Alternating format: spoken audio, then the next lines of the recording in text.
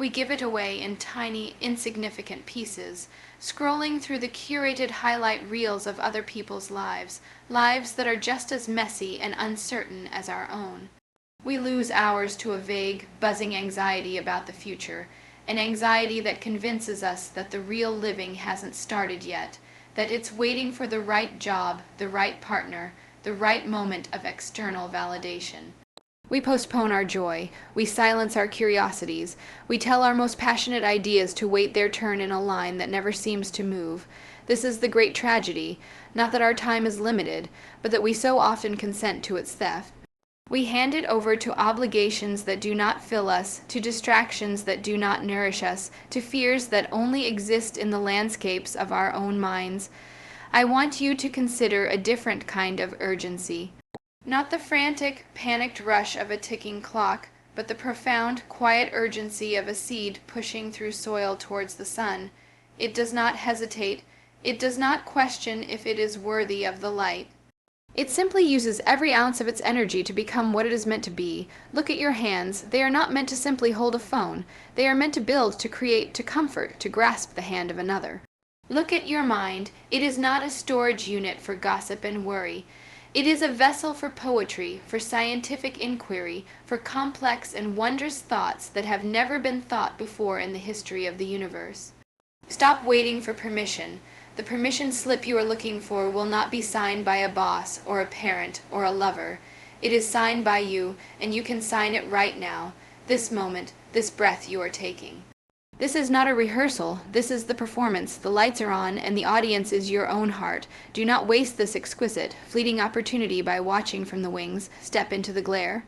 Speak your lines with conviction, even if your voice trembles. Build sets that might wobble. The play will be messy and unfinished and gloriously, uniquely yours. Do not waste your time, because in the end, it isn't just time you are wasting. It is the brilliant, fleeting, heartbreakingly beautiful chance to have been yourself. The most profound and dangerous theft of your time is not the one you notice, it is the one you authorize. We live with a pervasive, low-grade anxiety about the future, a constant hum of what if. That pulls us out of the present moment and into a speculative reality where problems have not yet materialized and solutions are impossible to apply. This is not productive planning. This is the act of paying a toll with your present moments for a road you may never even travel. The mind, in its desperate attempt to protect us, conjures phantoms of future embarrassment, failure, or scarcity, and we willingly hand over our precious, finite attention to these ghosts. We sacrifice the tangible reality of now, the feeling of the sun on our skin, the depth of a real conversation, the immersion in a task, for the intangible, shifting shadows of a time that does not exist. This mental time travel is an illusion of productivity, a deceit that makes us feel we are preparing for life rather than living it. The energy spent bracing for a potential impact is often more draining than the impact itself would be. Alongside this internal anxiety stands the siren call of the digital scroll. This is not a passive activity. It is an active, albeit unconscious, donation of your life to the agendas of others. Every minute spent absorbing the curated highlights, the manufactured outrage, and the performative successes of strangers is a minute you have subtracted from the creation of your own lived experience. You are trading your agency as a protagonist in your own story for a role as an audience member in an endless, often meaningless, global theater. This distraction is particularly insidious because it masquerades as connection or relaxation. It creates the sensation of being informed and involved while simultaneously numbing the impulse to actually do anything. It fills the space that boredom or quiet reflection would occupy, the very spaces where creativity, self-awareness, and genuine inspiration are born. We become consumers of life instead of authors, our attention fragmented into 1,000 pieces, never to be fully reclaimed. Perhaps the most subtle thief of all is the myth of the right moment. We perpetually postpone our joy, our curiosity, and our boldest ideas, telling them to wait in a queue for some future state of perfect readiness. We believe that our real lives will begin once we have the perfect job, the perfect body, the perfect relationship, or the perfect amount of confidence. This is a grand deception. By constantly deferring our engagement with life, we are effectively stating that the present version of ourselves is not quite worthy of living fully. We place our deepest desires on hold, granting them conditional release upon the achievement of external validations that may never arrive or may prove hollow when they do. This habit of waiting is a silent surrender. It is a refusal to acknowledge that the conditions will never be perfect, and that the only time we ever truly possess is this fleeting, imperfect, and breathtakingly real present. The courage to begin now, with who you are and what you have, is the ultimate defense against this thief, reclaiming your time from the false promise of a future that is not guaranteed. The most pervasive and dangerous misconception we labor under is the belief that a state of constant activity is synonymous with a life of purpose. We wear our packed calendars and endless to-do lists as badges of honor, mistaking the frantic motion of busyness for the meaningful momentum of progress. This is a grand and seductive illusion. A schedule can be overflowing while a soul remains empty. The critical, defining question of a life well lived is not "are you occupied?" but rather "are you alive?" Occupancy is a metric of volume, aliveness is a measure of voltage. It is the palpable electric current of engagement that signals we are not merely passing time, but inhabiting it fully. This distinction is everything. One is about filling hours, the other is about fulfilling a human experience. This state of aliveness is not found in the passive consumption of the world, but in its active creation and engagement. It manifests in the sharp, beautiful, and sometimes painful edges of genuine experience. It is the feeling of your mind stretching to grasp a complex new idea, the kind of learning that fundamentally alters your perception. It is the vulnerability and depth of true connection, of loving and being loved in a way that is demanding and transformative. It is the glorious, unflinching willingness to fail in spectacular fashion, because you dared to reach for something magnificent, something that scared you with its scale and its possibility. This is the antithesis of busyness. Busyness is safe. It is a checklist of manageable tasks that provides a sense of control without the risk of true failure. Aliveness is inherently risky. It requires courage. It means building sets that might wobble, speaking lines even when your voice trembles, and stepping into the glare of the spotlight despite the fear. To confuse the two is to settle for a shadow of a life. You can spend a lifetime crossing off tasks, responding to emails, and attending meetings, and at the end of it all, be left with the haunting question, what was it all for? The busyness becomes a numbing agent, a distraction from the more profound and difficult work of self-examination and purposeful action. It provides the sensation of moving forward without ever demanding that you choose a meaningful destination. The pursuit of aliveness, however, forces you to confront your own values. It asks you to define what is truly important, what brings you joy, what stirs your passion, and what legacy you wish to imprint upon the world. It is the difference between being a spectator in your own existence, watching the days scroll past, and being the author, actively writing each paragraph with intention. The former is defined by a full diary, the latter by a full heart. One is a performance for an external audience seeking approval through productivity.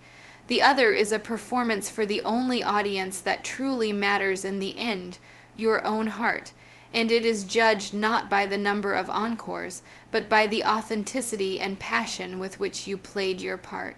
The most profound and transformative shift in one's relationship with time and purpose comes from the realization that the permission you have been waiting for is not, and has never been, held by anyone else. We live in a state of suspended animation, believing that our authentic, passionate life will officially begin once we receive the validation of an external authority. We wait for a boss to recognize our potential and promote us into our true calling. We wait for a parent to finally express approval, granting us the emotional freedom to pursue our own path. We wait for a partner to provide the stability or encouragement that will serve as the launch pad for our dreams. We wait for society's metrics of success, the right job title, the right salary, the right accolade, to signal that we have finally earned the right to be fully ourselves. This endless waiting is a form of self-imposed imprisonment. It is a cage whose door is not locked, yet we remain inside, convinced we need a key from a warden who does not exist.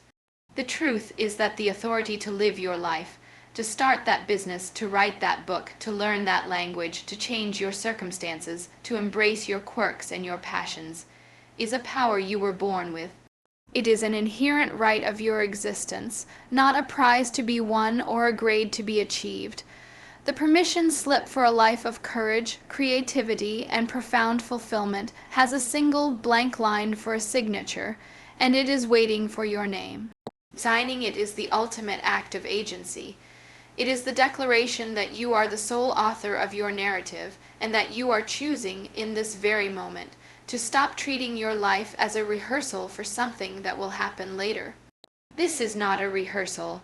This is the performance. The lights are not being tested. They are blazing down upon you right now.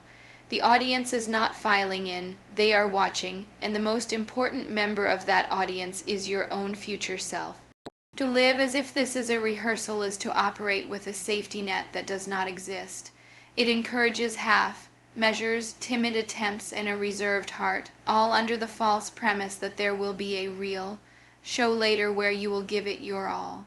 But the curtain was raised the day you were born, and it will fall without notice. Every day you spend waiting in the wings is a day you have missed your cue.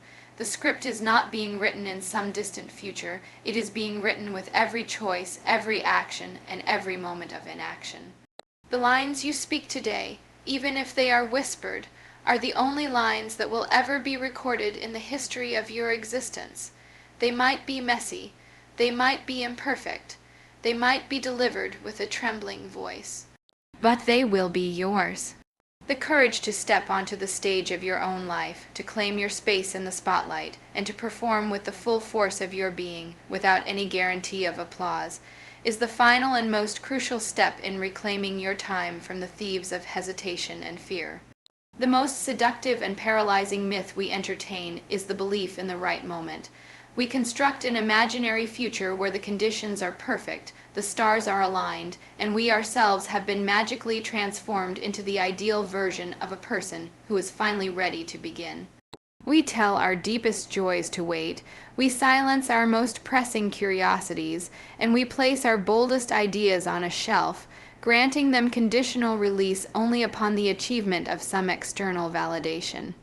We promise ourselves that life will truly start once we secure the perfect job, attain a certain income, find the ideal partner, or achieve a specific state of confidence or clarity.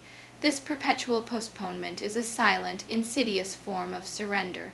It is a refusal to acknowledge the most fundamental truth of existence. The conditions will never be perfect. This belief system is rooted in a profound misconception of worthiness.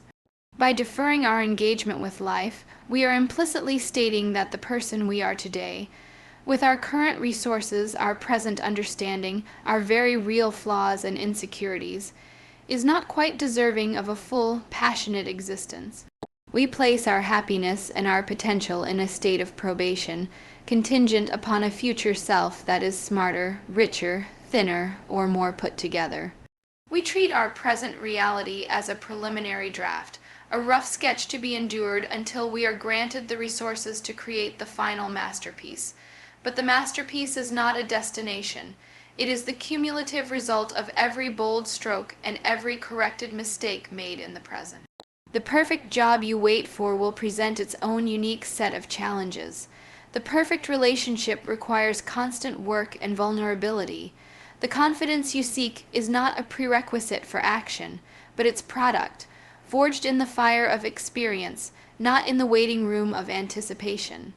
Waiting for the right moment is, therefore, the most tragic waste of time, because it is a voluntary forfeiture of the only reality we ever truly possess, the now.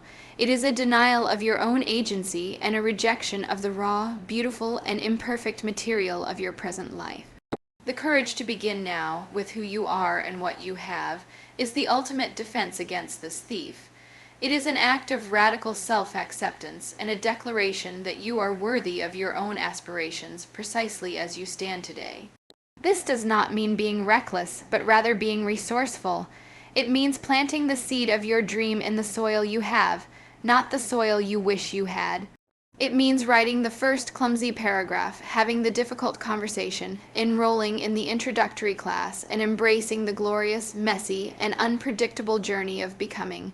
The right moment is a phantom. The only moment that is real is this one, and it is laden with more than enough possibility to begin. The foundational principle upon which all meaningful growth is built is the non-negotiable requirement of a solid core. Expansion, whether of a business, a skill, or a human spirit, is not merely an outward projection. It is first and foremost an inward consolidation. A building cannot soar to majestic heights without a deep and meticulously engineered foundation. Its ambition is literally constrained by the strength of its base. In precisely the same way, no entity can sustain genuine growth without first possessing an inner fortitude, a resilient core that provides stability, direction, and the structural integrity to withstand the inevitable pressures of scaling. To attempt to amplify a flawed model, to build upon fractured principles or a fragile sense of self, is not growth. It is merely the magnification of instability. The higher you build without this foundational depth, the more catastrophic the eventual collapse. For an individual, this foundation is an intricate architecture of self-awareness and resilience. It is the unglamorous, often painful work of introspection, the honest audit of one's strengths to be leveraged, but more importantly, the clear-eyed acknowledgement of one's weaknesses to be understood and fortified. It is the process of defining a personal code of ethics, a set of non-negotiable values that will serve as a compass during the storms of uncertainty and the seductive lures of expediency. This core strength is what allows a person to receive criticism without shattering, to endure failure without defining themselves by it, and to navigate success without losing their sense of identity. It is the quiet confidence that comes not from external validation, but from the knowledge of one's own capacity to endure and adapt. For an organization, this principle is equally absolute. Foundation is not its marketing slogan or its ambitious 5-year plan. It is the tangible, operational integrity of its daily functions. It is the health of its culture, the unspoken rules that govern behavior, the level of trust between teams, and the commitment to quality that exists even when no one is watching. It is the financial discipline that ensures stability not just in times of plenty, but in times of scarcity. A company that tries to scale a toxic culture will only create a larger, more destructive environment. A business that attempts rapid expansion on a shaky financial base is building a house of cards in a windstorm. This foundational work is profoundly unsexy. It happens in the back offices, in the tedious policy reviews, in the difficult conversations, and in the relentless focus on getting the fundamentals right, day after day. But it is this very diligence that creates the platform from which truly sustainable and triumphant growth can launch. The roots must grow deep and strong in the dark, unseen soil, so that the tree may eventually and unshakably reach for the sky.